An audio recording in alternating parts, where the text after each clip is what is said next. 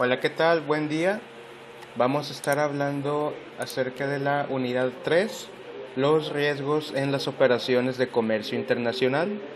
Esta información la recopilamos mi compañera Tania Padrón y su servidor Mauricio Yadó. Y vamos a empezar con el primer tema, que son los riesgos en la operación del comercio internacional, justificando el comercio e intercambio y la globalización de los mercados. Un conocimiento de este mercado es esencial para quienes dirigen las empresas que operan globalmente, porque ellos están expuestos a las fluctuaciones en el valor de las monedas extranjeras. La principal diferencia de las transacciones económicas internacionales respecto de las realizadas en las economías nacionales es el uso de múltiples monedas. El mercado de divisas constituye el marco institucional dentro del cual las personas, las empresas, los inversionistas institucionales y los bancos compran y venden monedas extranjeras.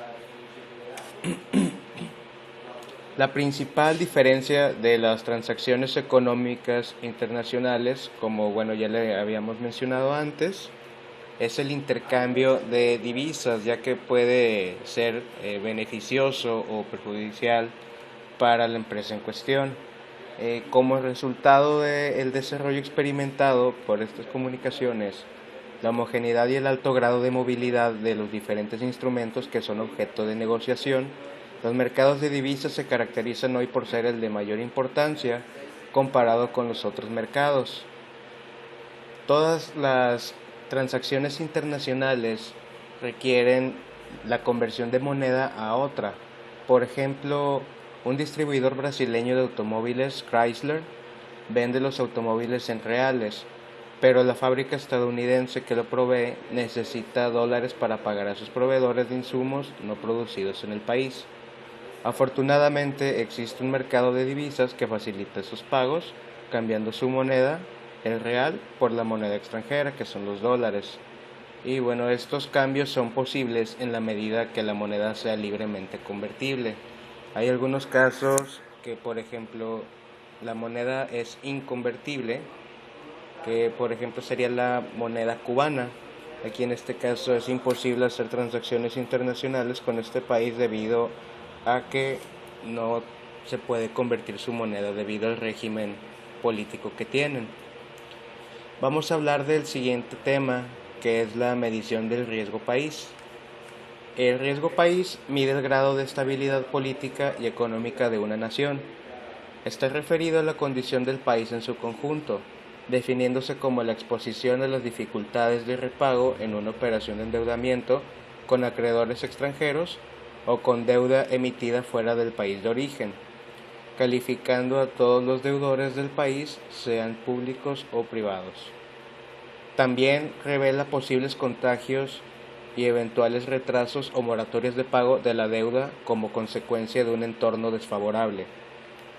Cuando una nación desea emitir deuda en el mercado financiero internacional, los compradores potenciales de estos instrumentos analizan tanto el rendimiento ofrecido como el nivel de riesgo que deberán asumir.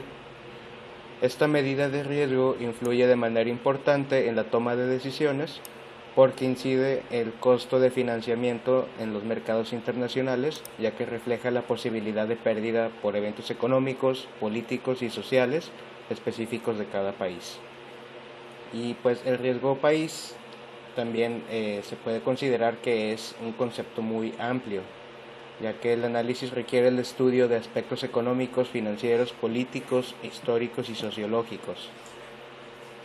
Uno de los métodos tradicionales para cuantificar el riesgo país es determinar la diferencia entre el rendimiento de una inversión cuyo riesgo se considere nulo y el rendimiento de una inversión similar en el país que se esté evaluando. Vamos a hablar del siguiente tema, divergencia de los objetivos y el proceso de negociación exitosa. Primeramente empezamos con la preparación, ya que es importante definir cuáles son los objetivos, de qué forma se van a poder alcanzar y también qué se está dispuesto a resignar si es necesario para poder llegar a un acuerdo. Es de suma importancia recopilar información de quién estará enfrente, conocer lo mejor posible su empresa, sus intereses, sus posibles propuestas incluso sus debilidades. Quien se encuentra mejor preparado suele tener las mejores ventajas durante el proceso. También el paso 2 es la apertura. Se define la forma de trabajo. Algunas instituciones pueden darse con mayor informalidad, pero en la práctica en el comienzo suelen plantearse las posiciones y realizarse los primeros intentos de presión. El tercer paso es intercambio de propuestas. En esta etapa las partes podrán realizar sus ofrecimientos o definen sus expectativas. Por ejemplo, si nosotros damos esto, ¿ustedes qué nos van a ofrecer? Esta etapa se puede resolver en poco tiempo o extenderse indefinidamente hasta que ya se llegue a un acuerdo. Y se encuentra también el cierre ya para finalizar. Después de analizar las distintas opciones y aceptadas las concesiones de cada parte, se concreta el acuerdo. Puede suceder que sea solo de palabra, dependiendo de las circunstancias y las partes, pero si la negociación se relaciona con un aspecto formal de la empresa, es recomendable plantear por escrito lo acordado y firmar el documento. Por último, vamos a hablar del último tema. Identifica los tipos de divisas blandas y duras, la cobertura de riesgo cambiario y la cobertura de otro tipo de riesgos. Las divisas blandas y duras, cuando nos referimos a una divisa, simplemente nos estamos refiriendo a una moneda extranjera. El mercado de divisas es un mercado a nivel mundial en donde se transan un sinnúmero de monedas de diversos países. En otras palabras, se compran y se venden divisas. Es por esto que es importante asimilar el término de divisa como otro producto cuyo precio se ve atado a la oferta y demanda del mismo, junto con numerosos indicadores económicos internacionales, tales como la inflación, crecimiento económico, tasas de interés, entre otros. Por otro lado, las divisas se categorizan en blandas y duras. Ambos conceptos están relacionados con la estabilidad de la moneda. Una divisa dura es una moneda que no se devalúa fácilmente, y una divisa blanda es una moneda que se desploma o sufre muchas devaluaciones con facilidad. Finalmente, es importante aclarar que cada divisa tiene dos valores en el mercado, el precio de compra y el precio de venta. Vamos a hablar también de la cobertura de riesgo cambiario. El riesgo de cambio se manifiesta cada vez que una moneda nacional se aprecia o deprecia con relación a la moneda extranjera.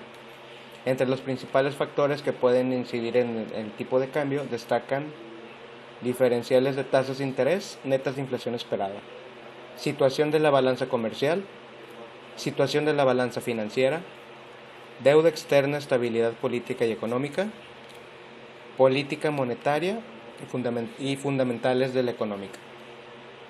Las empresas con operaciones internacionales enfrentan tres tipos de riesgos de cambio: riesgo de cambio de transacción, riesgo de cambio operacional y riesgo de cambio de conversión o de consolidación.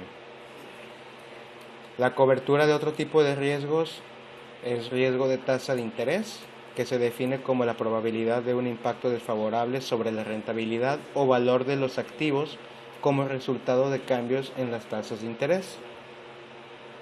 El riesgo de commodities, el riesgo que corren las empresas que suben los precios que deben pagar por sus insumos y o bajen los precios que reciben por los productos que venden.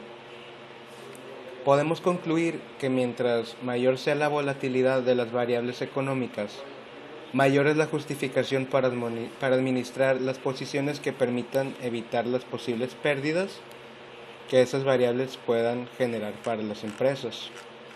Y con esto finalizamos esta grabación de este blog. Que tengan muy buen día.